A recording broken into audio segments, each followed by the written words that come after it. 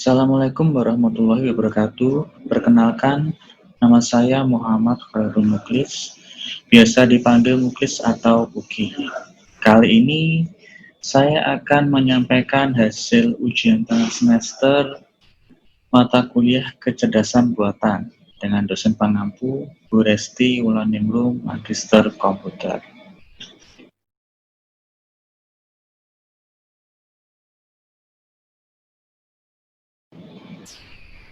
Untuk pertanyaan pertama adalah, apa yang dimaksud dengan kecerdasan buatan? Kecerdasan buatan adalah simulasi dari kecerdasan yang dimiliki oleh manusia, yang dimodelkan di dalam mesin dan diprogram agar bisa berperilaku seperti halnya manusia.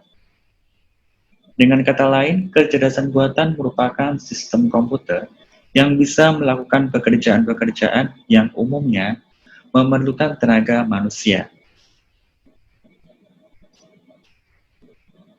Atau kecerdasan manusia untuk menyelesaikan pekerjaan tersebut. Kecerdasan diciptakan dan dimasukkan ke dalam suatu mesin atau komputer agar dapat melakukan pekerjaan seperti yang dapat dilakukan manusia.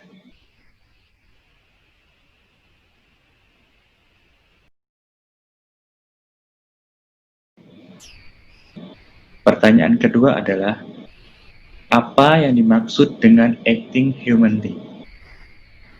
Acting humanly adalah sistem yang dapat bertindak layaknya manusia.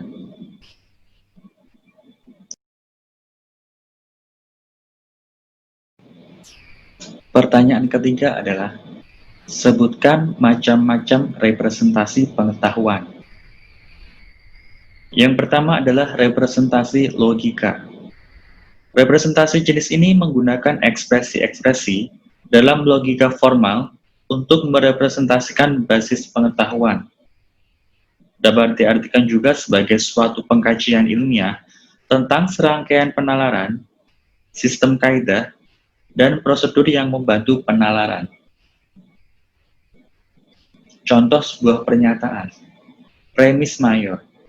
Jika hujan turun, saya tidak akan kuliah.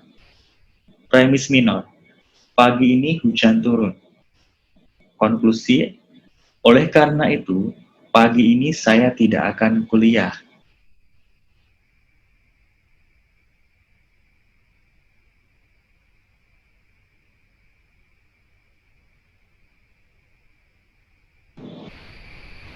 Yang kedua adalah representasi prosedural.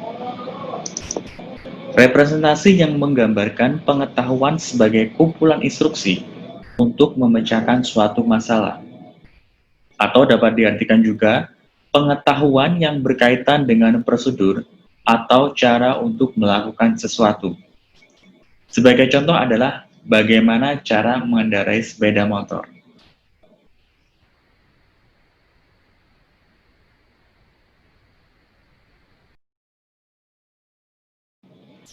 Yang ketiga adalah representasi network. Representasi ini menangkap pengetahuan sebagai sebuah graf, di mana simpul-simpulnya menggambarkan objek atau konsep dari masalah yang dihadapi, sedangkan lengkungannya menggambarkan hubungan atau asosiasi antar mereka. Sebagai contoh adalah jaringan semantik atau semantic nets. Jaringan semantik adalah teknik representasi dalam artificial intelligence klasik untuk informasi proporsional, sehingga seringkali disebut sebagai proportional network. Proposisi adalah pernyataan yang dapat bernilai benar atau salah dan merupakan bentuk pengetahuan deklaratif.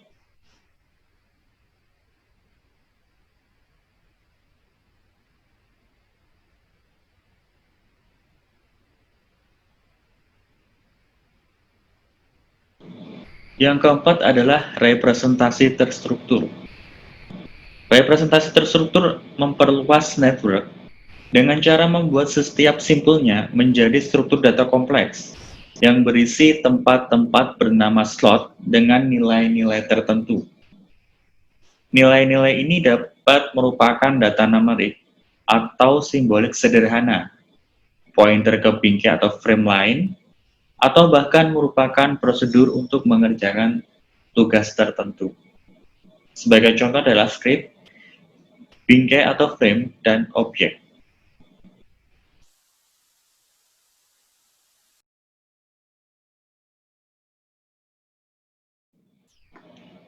Sebelum membahas soal keempat, kita pengenalan dahulu apa itu teorema Bayes. Pernahkah Anda terpikir apa gunanya teorema Bayes di dalam artificial intelligence atau kecerdasan buatan? Berikut adalah penjelasan mengenai teorema Bayes. Dalam teori probabilitas dan statistik, teorema Bayes menggambarkan kemungkinan suatu peristiwa berdasarkan pengetahuan sebelumnya tentang kondisi yang mungkin terkait dengan peristiwa tersebut. Misalnya, jika probabilitas seorang terkena penyakit jantung berhubungan dengan umur mereka, maka dengan menggunakan teorema Bayes, umur dapat digunakan untuk menilai kemungkinan penyakit jantung secara lebih akurat daripada yang dapat dilakukan tanpa mempertimbangkan umur. Teorema Bayes merupakan rumus matematika sederhana yang digunakan untuk menyederhanakan probabilitas bersyarat.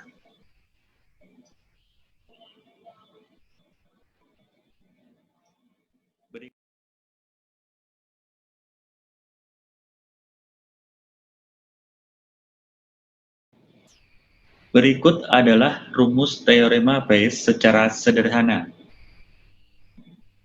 PAB sama dengan PA dikali PBA dibagi PB. PAB sini adalah seberapa sering A terjadi setelah B terjadi.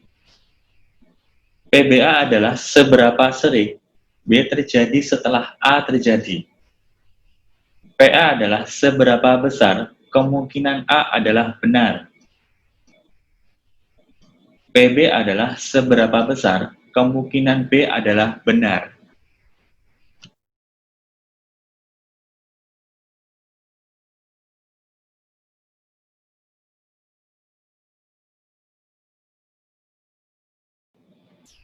Soal keempat.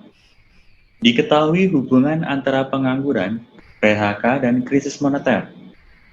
Probabilitas adanya pengangguran terhadap PHK sebesar 0,7. Probabilitas PHK sebesar 0,8. Probabilitas adanya pengangguran terhadap krisis moneter sebesar 0,9. Probabilitas krisis moneter sebesar 0,6.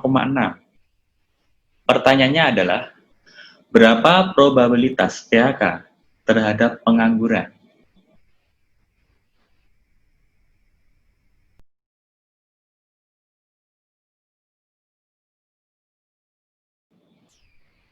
Untuk menjawab pertanyaan tersebut, pertama-tama kita definisikan masing-masing parameter dahulu. Untuk PHK kita simbolkan dengan huruf H, pengangguran dengan huruf N, krisis moneter dengan huruf K.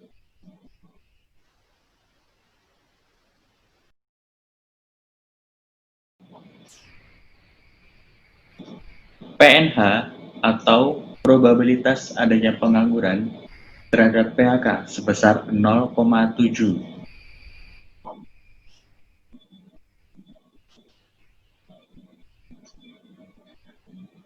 PH atau probabilitas PHK sebesar 0,8. PNK atau probabilitas adanya pengangguran terhadap krisis moneter sebesar 0,9. PK atau probabilitas krisis moneter sebesar 0,6. Rumusnya adalah PHN sama dengan PNH dikali PH. Kemudian dibagi dengan PNH dikali PH ditambah PNK dikali PK sama dengan 0,7 dikali 0,8 dibagi 0,7 dikali 0,8. ditambah 0,9 dikali 0,6 dan hasilnya adalah 0,51. Jadi probabilitas PHK terhadap pengangguran sama dengan 0,51.